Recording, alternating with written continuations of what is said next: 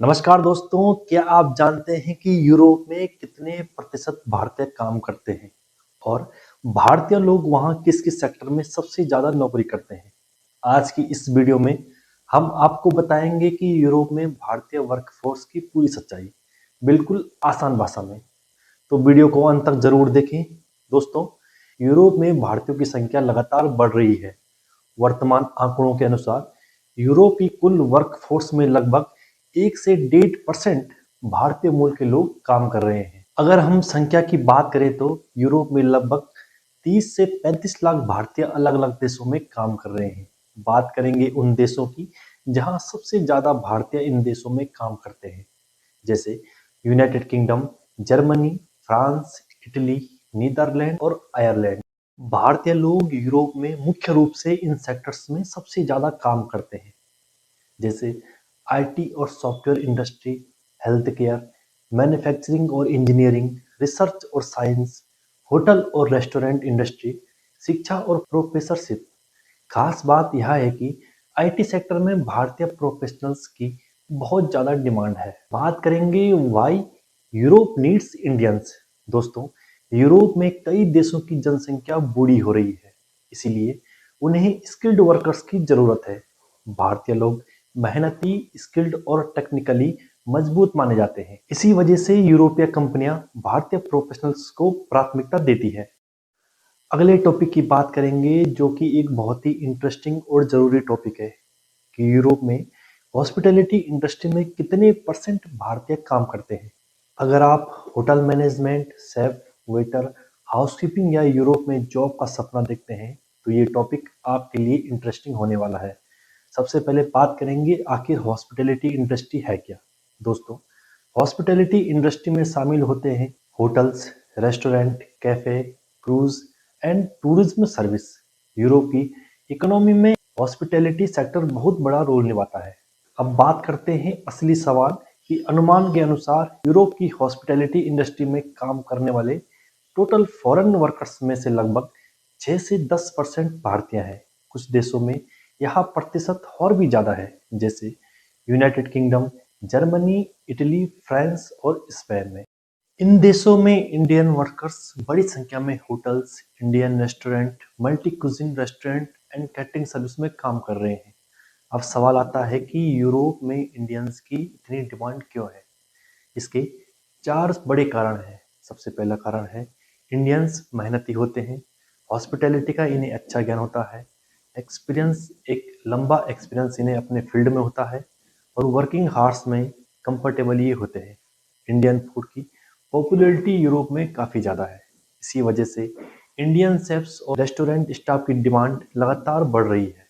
अगर सैलरी की बात करें तो यूरोप में हॉस्पिटैलिटी जॉब्स में इंडियन को औसतन 1500 से $3000 पर मंथ तक मिल सकता है। अगर भारतीय रुपए में देखें तो लगभग 1,35,000 से 2,70,000 तक ये होता है, जो कि देश, एक्सपीरियंस और रोल पर डिपेंड करता है। एक्सपर्ट्स के अनुसार आने वाले वर्षों में यूरोप में इंडियन हॉस्पिटैलिटी वर्कर्स की संख्या और बढ़ने वाली है, क्योंकि टूरिज्म और होटल्स लगातार एक्सपेंड हो रहे हैं। तो दोस्तों, अब आपको पता चल गया है कि यूरोप की हॉस्पिटैलिटी इंडस्ट्री में इंडियंस कितना बड़ा रोल निभा रहे हैं। अब बात करेंगे यूरोप में हॉस्पिटैलिटी इंडस्ट्री में जॉब करने के कुछ सरकारी नियम। यूरोप में हॉस्पिटैलिटी इंडस्ट्री जैसे होटल, रेस्टोरेंट, टूरिज्म में काम करने के लिए गैर ईयू नागरिकों जैसे भारतीयों को वर्क वीजा या वर्क परमिट की जरूरत होती है। ये नियम ईयू व्यापी नहीं है, बल्कि हर देश के अपने कानून पर निर्भर करता है। ईयू नागरिकों को फ्री मूवमेंट मिलता है, लेकिन गैर ईयू को जॉब ऑफर, क्वालिफिकेशन और अन्य दस्तावेजों के आधार पर अप्लाई करना पड़ता है। हॉस्पिटैलिटी में अक्सर सीजनल जॉब्स होते हैं। बात करेंगे मुख्य प्रकार के वीजा परमिट की तो सीजनल वर्क वीजा। ईयू का यह नियम गैर ईयू नागरिकों को कृषि, टूरिज्म और हॉस्पिटैलिटी जैसे सेक्टर्स में 9 से 12 महीने तक काम करने की अनुमति देता है। यह टूरिस्ट सीजन के लिए आदर्श है। अगला है स्किल्ड वर्कर्स वीजा या नेशनल वीजा। अगर आपके पास डिग्री, अनुभव या स्पेशलाइज्ड स्किल जैसे शेफ, होटल या मैनेजमेंट है तो यह लॉन्ग टर्म जॉब के लिए उचित है। बात करें न्यूनतम सैलरी की तो 2025 में 40,000 से $50,000 सालाना तक देश के अनुसार अलग-अलग सैलरी होती है। अगला आता है journal work permit, job sponsorship पर, जहां एम्प्लॉयर वीजा के लिए अप्लाई करता है।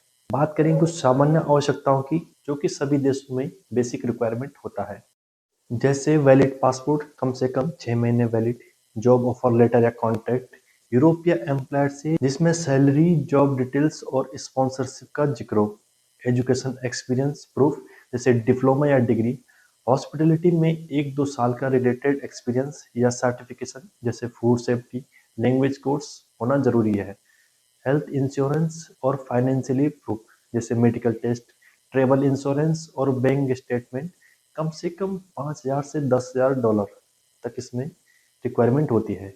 लैंग्वेज स्किल्स जैसे आपको बेसिक इंग्लिश और लोकल लैंग्वेज जैसे जर्मन, फ्रेंच आपको आना कंपलसरी है। वीज़ा फॉर्म ऑनलाइन भरें, फीस जो कि लगभग 60 से $200 देशों के अनुसार हो सकती है।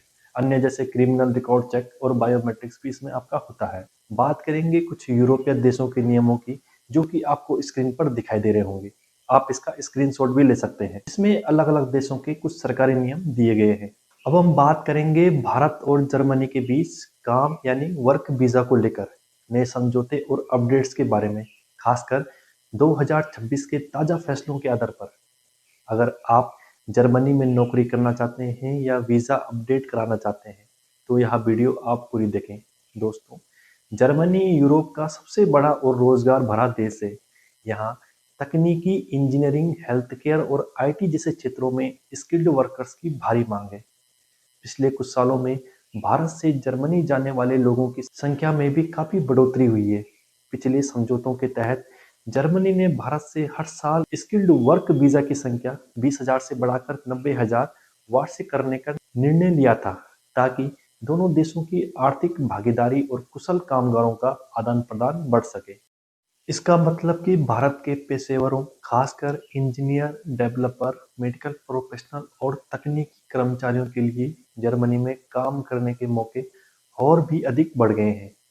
जनवरी 2026 में भारत और जर्मनी के बीच एक बड़ा संयुक्त बयान जारी हुआ है। भारत के प्रधानमंत्री नरेंद्र मोदी और जर्मनी चांसलर फ्रेडरिक मर्ज की बैठक के बाद 19 अहम समझौतों पर हस्ताक्षर किए गए हैं। इनमें से प्रमुख है भारत जर्मनी के लिए वीजा फ्री ट्रांजिट सुविधा। इसका मतलब अब भारतीय नागरिक अगर वे जर्मनी के एयरपोर्ट से होकर किसी तीसरे देश जैसे यूएसए, कनाडा आदि जाना चाहते हैं, तो उन्हें ट्रांजिट वीजा नहीं लेना पड़ेगा। बस एयरपोर्ट के अंतर्राष्ट्रीय ट्रांजिट एरिया में रहते हुए यह सुविधा यात्रा को आसान और कम कागजी बना देगी। इस बात का भी ध्यान रखें कि यह सुविधा जर्मनी में प्रवेश के लिए नहीं है, बल्कि केवल फर्क देश उड़ानों के लिए ट्रांजिट में वीजा की आवश्यकता को हटाती है। अब मुख्य बात है वर्क वीजा की। पिछले समझौतों के अनुसार जर्मनी ने भारतीय कुशल पेशेवरों के लिए वीजा कोटा 90,000 प्रति वर्ष तक बढ़ाया है।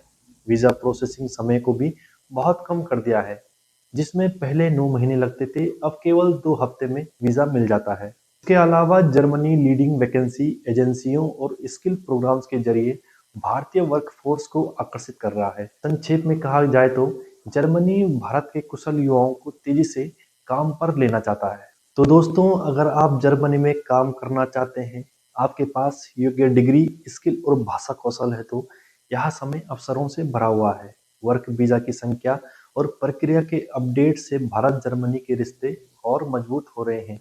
तो दोस्तों, अगर आपको यह जानकारी उपयोगी लगी हो तो वीडियो को लाइक करें, शेयर करें और चैनल को सब्सक्राइब करना ना भूलें।